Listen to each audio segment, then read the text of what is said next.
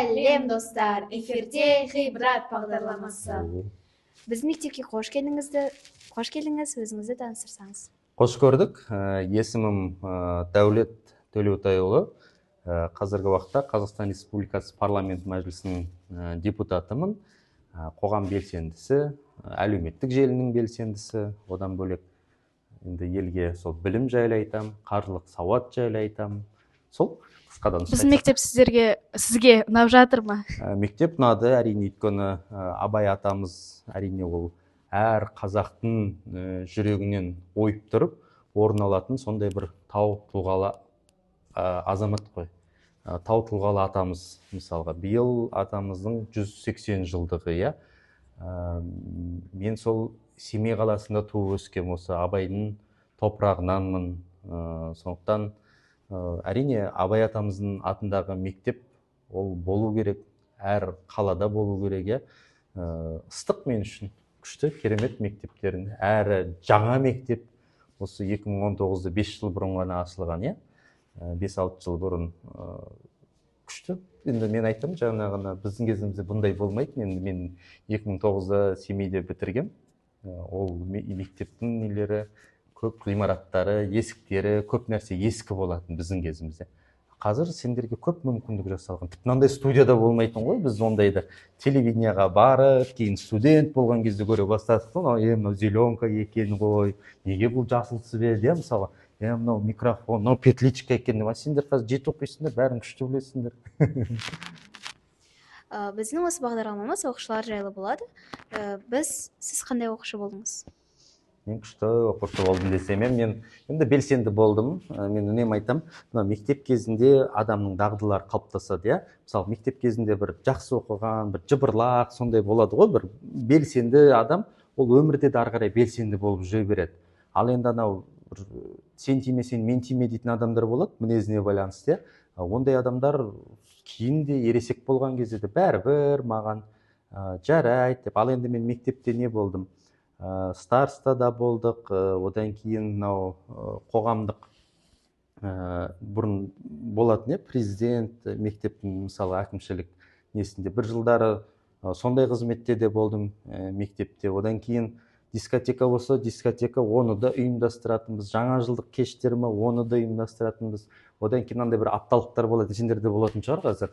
Мысалға, сол Абай атаның апталығы дейді, мысалға, иә, немесе тарих апталығы дейді. Соның бәрінен андай плакаттарды алып, жазу жақсы балаларға жаздыртып, сен ананы істешін, мынаны істешін, аны жабыстыр, мысалға, иә, шар үрле деп, соның бәрін әйтеуір ұйымдастыру болатын. Одан кейін біздің мектеп оқушы кезімізде мына Ұлы Отан соғысы ардагерлері көп болды. Енді қазір жыл сайын азайып жатыр ғой, өзі санаулы ғана қалды.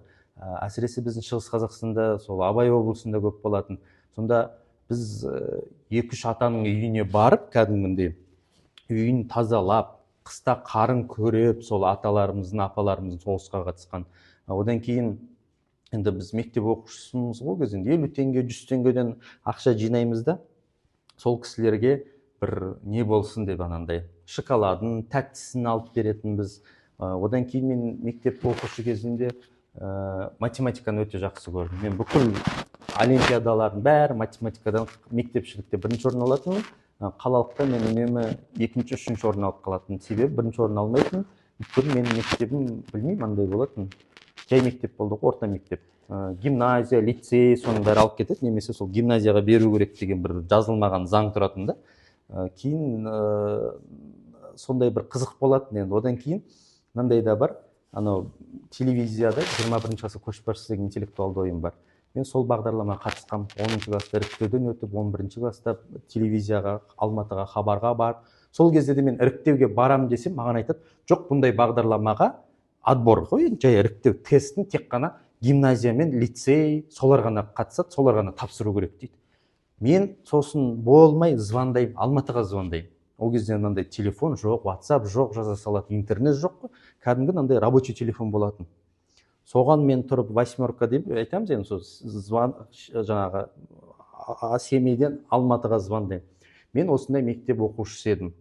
Мен қатысайын десем, маған айтады білім бөліміндегі басқарма. Жоқ, оған тек қана дарын, лицей, гимназия қатысады. менің мектебім 16 мектеп жай қарапайым орта мектеп, мен неге қатыса алмаймын, неге сіздер қатыстырмайсыздар десем, олар айтады, жоқ, бізде ондай талап жоқ дейді, барыңыздар қатыса беріңіз дейді. Мен оны естіп аламын да ана адамдарға айтамын, жоқ, маған айтты ғой қатыса бер деп айтты ғой, мен қатысуым керек.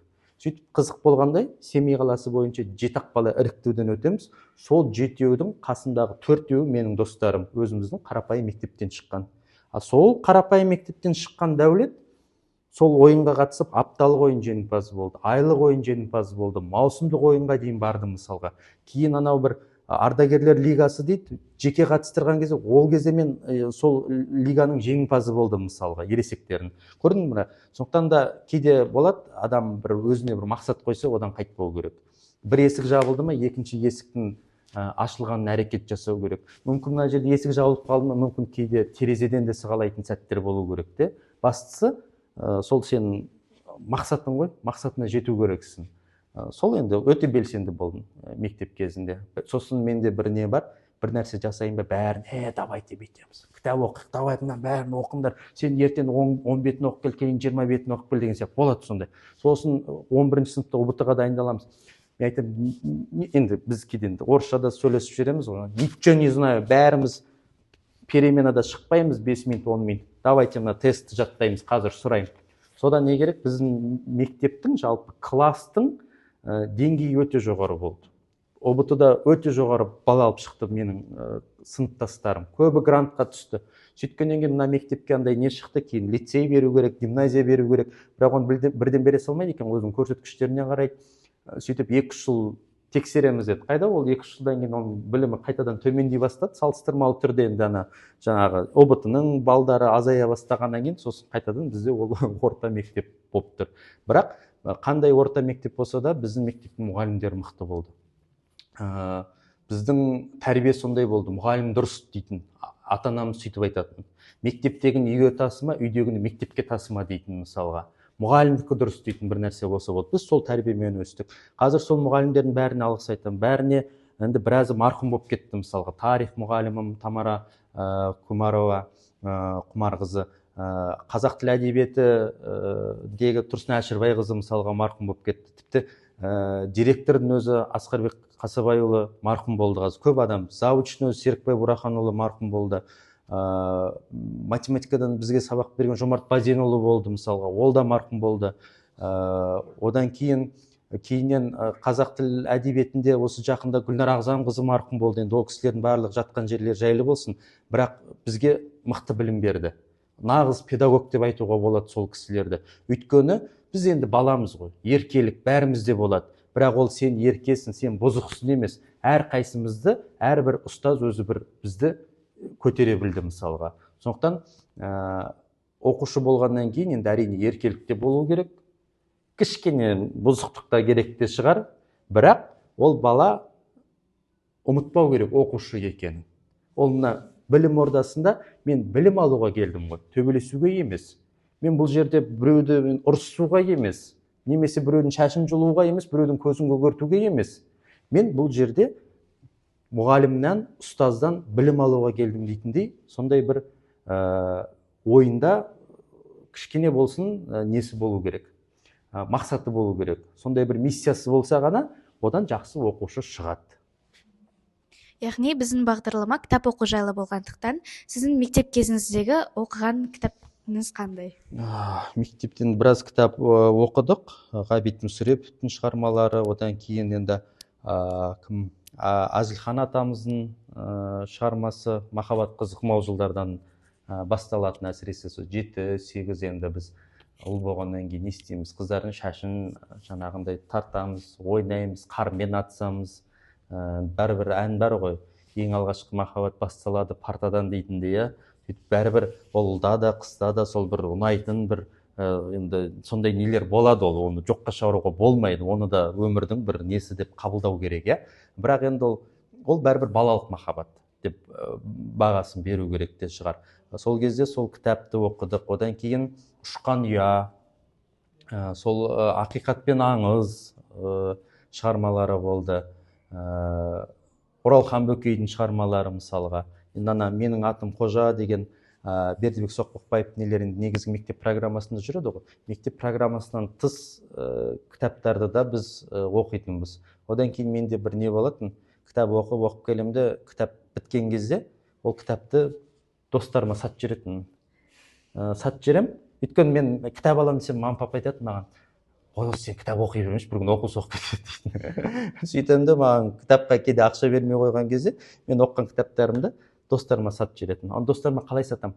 Қарашы, мына Ербол мен Ментай деген неде қыз бен жігіт болады, екеуі бүйтіп танысады, бірақ мынау былай болады деп басын бастап қоямын, бір сериалдар ұқсап, аяғы не болады, аяғын кітаптан оқисың дейтін де, сөйтіп сатып жіберетінмін. 500 теңге, 300 теңге, 700 теңге сатамын, кейін басқа кітап алатын, басқа оқитын. Сондай енді Абайдың, айтпақшы, мен Абай оқуларына қатысқам, менде нем бар, диплом бар, бір грамотам бар, 3-ші орын алғам кезінде жаңа марқұм Тұрсынай Ашабайқызы апарған. Одан кейін енді сол оқыған кітаптардан Абай жолы, роман эпопеясы, біз енді кішкене сол жаңағы айтқан Абайдың топырағы болғаннан кейін бізде Семейде әсіресе осы Абайдың шығармаларына, Әуезовтің шығармалары, содан кейін Шәкәрім атамыздың шығармалары, олардың өмірбаянын кішкене көбірек білсін деген бағыт-бағдар жүреді негізі. Басқа аймақтармен салыстырған кезде мен соны байқадым. Абай атамыздың қара сөздері, бірақ сол қара сөздері мысалға, мен қазір жасым 33-ке келіп жатыр ма, қанша оқысам да әр түрлі оқимын. 7-ші сыныпта ана қара сөзді оқып, мен басқа нәрсе түсінуім мүмкін. Студент кезде оқып шығам, басқа нәрсе түсіндім. Қазір әке отбасылы болдым, ана қара сөздерді басқаша түсініп жатырмын да. Мысалы, кейін ойлаймын, жасым 50-60-70-ке пенсионер болған кезде ана Абайдың қара сөздерін оқысам, мүмкін оны да басқаша түсінетін шығармын. Көрдіңіз бе? Сондықтан да бұл қара сөздің де әр жасқа, әр заман, қандай заман болса да ол өзектілігін жоғалтпайды. Бірақ әр жастың қабылдауы әртүрлі болады екен. Мен сол нәрсені түсініп жатырмын. Осы сіз көп кітап, шығарма оқыпсыз ғой. Осы шығармалар мен кітаптардың арасында ең сүйікті сіздің кітабыңыз қандай? Енді бағанадан бері біз классикалық жанрды айтып жатырмыз ғой, көркем әдебиет деп жатамыз. Мен үшін, енді мен экономика және бизнес жоғары мектебін оқығандықтан сәл әлемдік деңгейдегі, мысалы, бестселлерлер деп жатамыз. Роберт Кийосакидің кітабы мысалға маған көп өзгеріс алып келді. Кийосакидің кітабын мен кейде ойлаймын, мүмкін сәл ертерек оқығанымда ма деген секілді, Бай әке мен кедей әке деген. Оны бірақ мен студент кезде мысалға бастадым. Сосын Наполеон Хиллдің кітабы бар, орысша «Думай и богатей», ойла да байы деген сияқты. Енді мысалға әсіресе өзімнің сол қаржылық бағыт, қаржылық ұстанымдарға, ақшаға деген көзқарасымды өзгерткен осы бір кітаптарды айтсам болады. Ал енді жаңағы көркем әдебиет ол көп қой. Мысалға айтар едім, Әуезовтің шығармалары болсын, одан кейін сол Бердібек Соқпақбаев атамыздың кітаптары балаларға кішкене жеңіл болып келеді, тілі. Оралхан Бөкейдің жаңа айтқан кітаптары сол. Қазіргі таңда қандай кітап оқып жатырсыз? Қазіргі таңда мен нені бастадым? Қаныш Имантайұлы Сәтбаев жайлы «Ғылыми майдан» деген кітап. Оны енді бастадым. Ал оның алдында тура сол кітаптар сериясы, Санжар ағамыз автор, Санжар Керімбай, «Мәдени майдан», Өзбекәлі Жәнібеков жайлы сол кітапты бітірдім. Одан бөлек енді арасында болады бір орысша кітаптар оқып, басын бастап қоям, кейін жалғастырамын деген сияқты, кейде қол тимей жатады. Бірақ дәл қазіргі уақытта сол маған бітіру керек неде тұрған күн тәртібіндегі жалпы сол кітап, ол «Ғылыми майдан», Қаныш Имантайұлы Сәтбаев жайлы. Біз 8 минуттық оқуда қандай кітап оқуға кеңес берер едіңіз? 8 минуттық оқуда. Енді кітап көп, білмеймін, сендерде қазір қандай кітап оқыдыңдар осы уақытқа дейін, немесе әлі енді оқисыңдар ма деген секілді. Ол нешінші сыныптар оқиды, барлығы оқи ма? Мынау мазмұндама баспасымен тіпті осы мектеп оқушыларына да алып келдім, қызық болсын деп. Қабанбай Батыр деген кітап сериясы, ол әсіресе енді сол 6-7 оқитын балаларға қызықты болады деп ойлаймын сендерге. Сол 8 минуттық неде сол кітапты оқысаңдар болады. Мектеп басшылары, директорларын алып келдік, мұғалімдеріне сұрап, соны оқыңдар. Бұл жердегі негізгі мақсат не? Міне сол осындай батырларымыз бар екен ғой біздің елімізде деген секілді, әсіресе ерлердің, ұлдардың бір патриоттық санасын оятуға арналған кітап. Тілі жеңіл ол, сол Қабанбай балалық шақта қалай болды, дарабоз, жеңгелері қалай атады деген секілді, сондай бір жеңіл тілде жазылған. Сұхбатыңызға рахмет. Біз осы мектептің авторлық газетін сізге сыйға тартамыз. Ой, рахмет. Мен үнемі айтамын, осы әр адамның бойында ыстық қайрат, нұрлы ақыл, жылы жүрек болса екен деп. Осы 3 нәрсені бойына сіңірген адам өсе береді, тек алда жүретіні анық. Рахмет сендерге де.